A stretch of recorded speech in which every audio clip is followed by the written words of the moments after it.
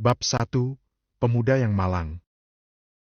Gunung yang indah dan air yang jernih, gunung yang tak berujung, seperti naga raksasa yang merayap di bumi, ada guncangan yang berlangsung lama, sehingga pegunungan ini disebut Pegunungan Naga Arjo. Dan di antara urat nadi pegunungan ini, ada sebuah kota terpencil bernama Kota Wu. Tanahnya berada pada tingkat yang ekstrim, dikelilingi oleh pegunungan dan sungai, dan dari kejauhan dipenuhi ribuan pohon yang menjulang tinggi. Ini sangat menyakitkan. Ada gumaman kecil yang terdengar dari Kota Wu ini. Orang yang berbicara adalah anak laki-laki berusia 15 atau 16 tahun, mengenakan baju berwarna biru dengan corak yang indah. Tetapi ada bekas luka di wajah kecilnya. Dia meletakkan telapak tangannya untuk menutupi dadanya. Jelas dia telah terluka dan tertatih-tatih ke depan.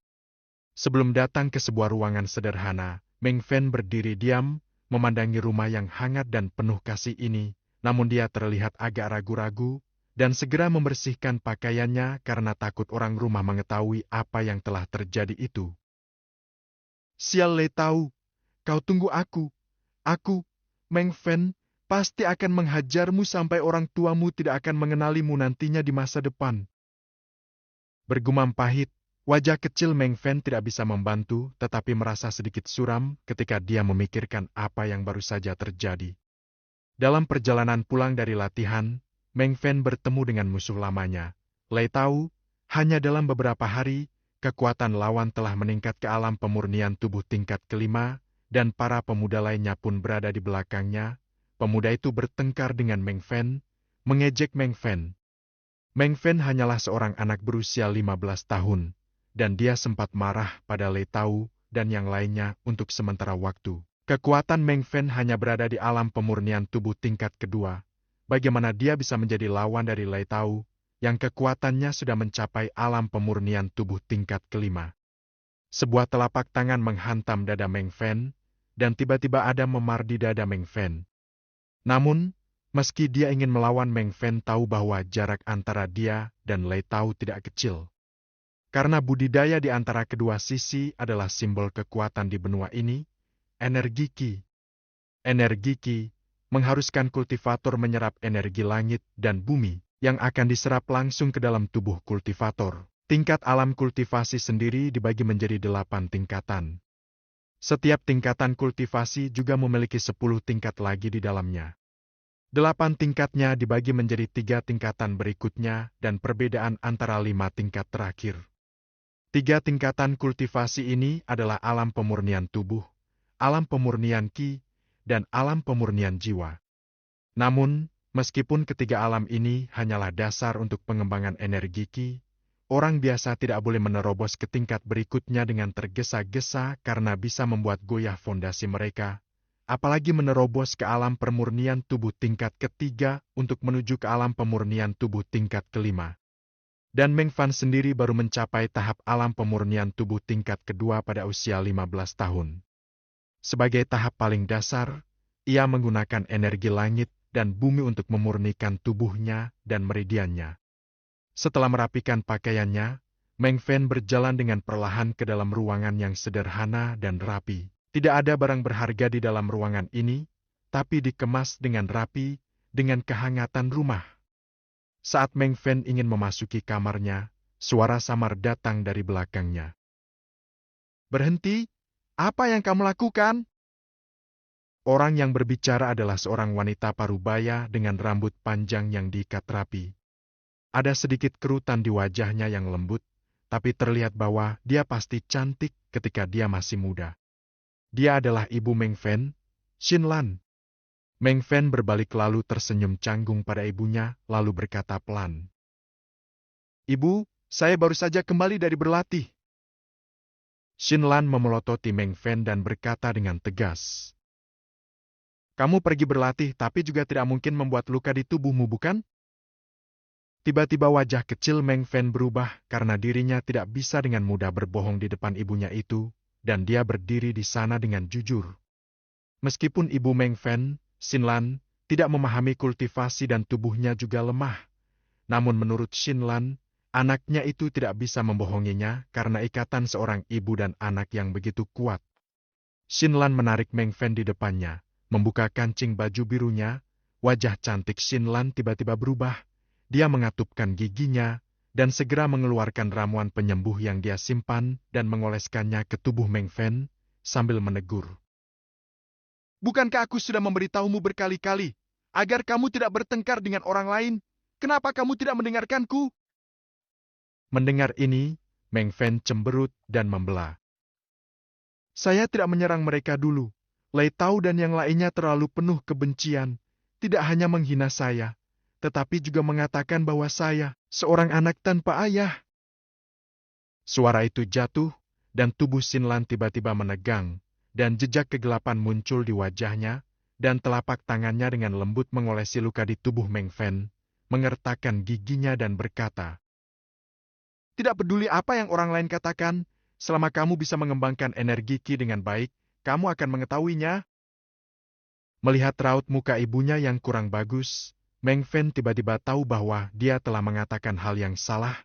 Dia menutup mulutnya dan berhenti berbicara. Setelah mengolesi luka Meng Fen sepenuhnya, Xinlan berdiri dan berkata dengan lembut, "Jangan pergi kemanapun dalam beberapa hari terakhir, aku akan membuatkanmu hadiah untukmu sebentar lagi." Tanaman spiritual tingkat 1 adalah tanaman spiritual paling umum antara langit dan bumi. Meng Fen tahu semua tanaman spiritual langit dan bumi dibagi menjadi 9 tingkatan, dan kekuatan masing-masing tanaman spiritual sangat berbeda dengan tanaman spiritual tingkat 1. Namun, tanaman spiritual tingkat 1 tidak jarang, tetapi juga sangat berharga bagi keluarga Xinlan. Ramuan langit dan bumi manapun dapat membersihkan meridian praktisi dan mempercepat kultivasi. Alasan mengapa Meng Fen tertinggal dari orang lain bukan karena dia kurang rajin. Sebaliknya, waktu pelatihan hampir 2 kali lebih lama dari yang lain. Kesenjangan sebenarnya adalah bahwa dia tidak memiliki tanaman spiritual seperti orang lain. Orang tua dari Lei Tao dan yang lainnya adalah ahli yang memiliki kekuasaan di Kota Wu. Meskipun tanaman spiritual tingkat 1 sangat banyak di Kota Wu, masih ada kekurangan tanaman spiritual tingkat kedua. Jadi Lei Tao hanya mampu dengan cepat mencapai tahap kelima dari alam pemurnian tubuh. Satu-satunya cara bagi keluarga Meng Fen untuk mendapatkan obat mujarab atau ramuan spiritual atau tanaman spirit adalah dengan mengandalkan distribusi di Kota Wu ke setiap keluarga sebulan sekali, tetapi paling banyak 2 tanaman per bulan, dan terkadang penjaga Wu tidak memanen dengan baik. Bahkan kadang mereka tidak akan mendapatkan tanaman spiritual. Jadi kultivasi Meng Fen selalu lebih lemah daripada orang seusianya. Mendengar kata-kata Xinlan, Meng Fen mengerutkan kening dan bertanya dengan ragu-ragu. "Ibu, penyakitmu?" "Penyakit saya baik-baik saja. Saya akan menggunakan tanaman spiritual ini untuk kamu terlebih dahulu, agar kamu dapat dengan mudah berkultivasi." Xinlan tersenyum lembut, tetapi pada saat dia selesai berbicara, dia terbatuk tanpa sadar, menutup mulutnya dengan tangan, tubuhnya gemetar, dan batuk terus-menerus. Bab 2. Lakukan jika Anda memutuskan. Tiba-tiba, wajah kecil Meng Fen berubah. Mengetahui bahwa ibunya telah menderita karena penyakit di tubuhnya selama bertahun-tahun, setiap penyakit ibunya kambuh, ibunya akan merasa dingin seperti ada sebuah es di dalam tubuhnya. Penyakit itu telah membuat ibunya menjadi lemah seperti ini. Meng Fen segera datang ke sisi Xinlan lalu memegang bahunya agar tidak jatuh. Uhuk! Ketika telapak tangan Xinlan terlepas dari mulutnya, ditemukan ada sisa darah di tangannya. Untuk sekejap, Meng Fen menatap darah itu, merasa seperti tersambar oleh petir. Dia mengertakkan gigi dan menatap Xinlan, tidak dapat berpikir bahwa penyakit ibunya telah menjadi begitu parah. "Ibu, aku akan mencarikan tanaman spiritual untukmu."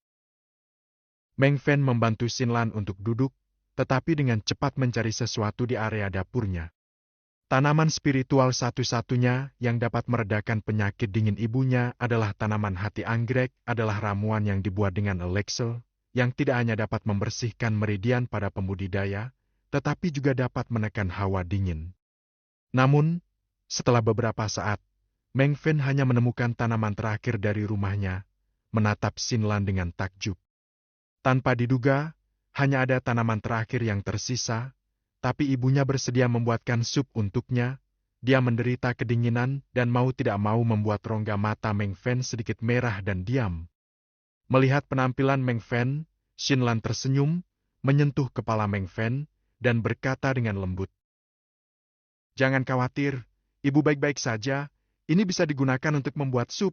Kamu masih memerlukannya untuk kultivasimu. Kamu adalah pilar keluarga. Ibu masih bisa bertahan." Mendengar ini, Meng Fen mengertakkan gigi dan tidak berbicara. Sebaliknya, dia dengan lembut membantu Xinlan ke dalam kamarnya. Namun, begitu Meng Fen berbalik, tatapan tajam muncul di matanya, pemandangan masa lalu tiba-tiba tercetak di memorinya. Leluhur keluarga Meng Fen tidak lahir di kota Wu ini, tetapi tempat yang jauh puluhan ribu mil jauhnya dari pegunungan naga aja, yaitu di Gunung Surgawi, Sekte Es Surgawi.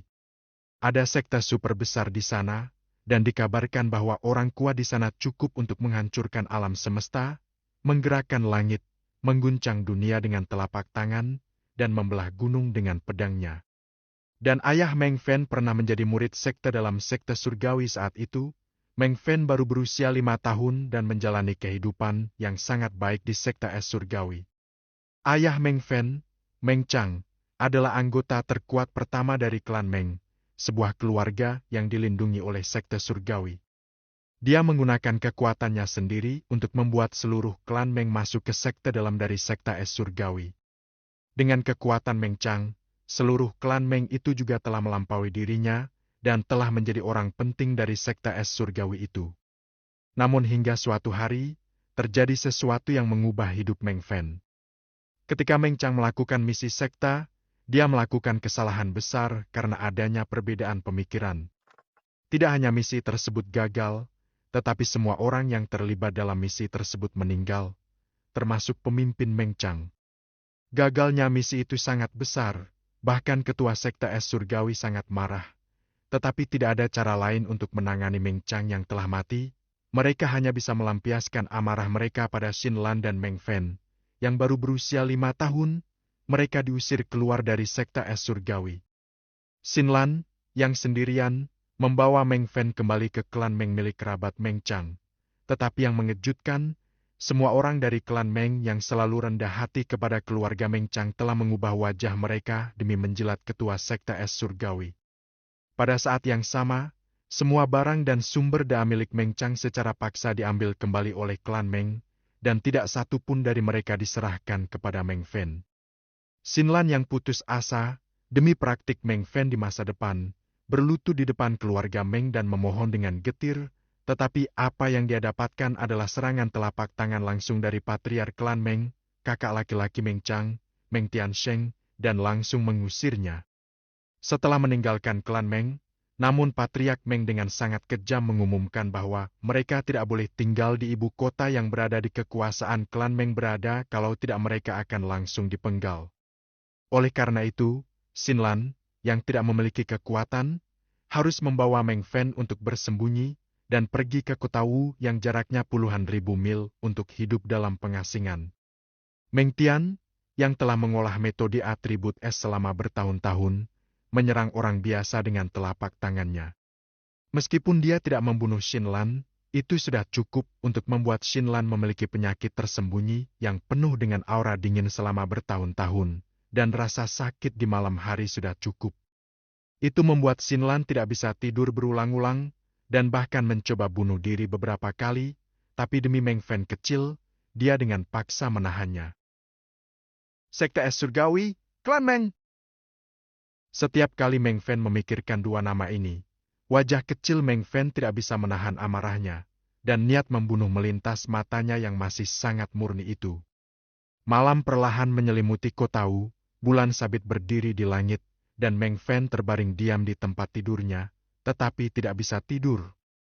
Karena Meng Fen tahu bahwa sekali Xinlan memuntahkan darah, itu berarti luka-luka yang telah lama ia derita menjadi semakin parah, dan hanya tanaman spiritual berharga yang bisa digunakan untuk menekannya. Jika tidak, dia pasti akan menderita siksaan hidup dan mati, dan bahkan membahayakan hidupnya. Namun untuk keluarga Meng Fen saat ini, tidak mudah untuk meminta tanaman spiritual lain yang lebih baik dari tanaman spiritual tingkat 1. Alis Meng Fen mengerutkan kening, mengetahui bahwa pasti tidak akan berhasil untuk mengandalkan distribusi kota Wu. Bahkan jika itu adalah tanaman spiritual tingkat 1 dari keluarganya sendiri, itu masih bergantung pada belas kasihan wali kota, apalagi tingkat 2. Melihat keluar jendela, mata Meng Fen tiba-tiba berkedip, dan tiba-tiba memikirkan kemungkinan ada misteri di malam itu.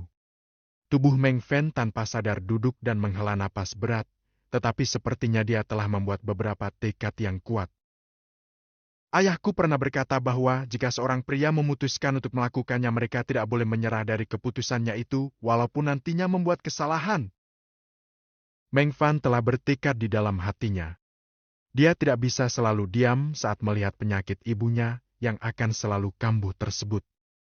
Cara satu-satunya untuk mengobati penyakit ibunya, Meng Fen harus mengumpulkan tanaman spiritual dari Gunung Serigala yang akan melanggar aturan yang telah dibuat oleh wali kota Wu.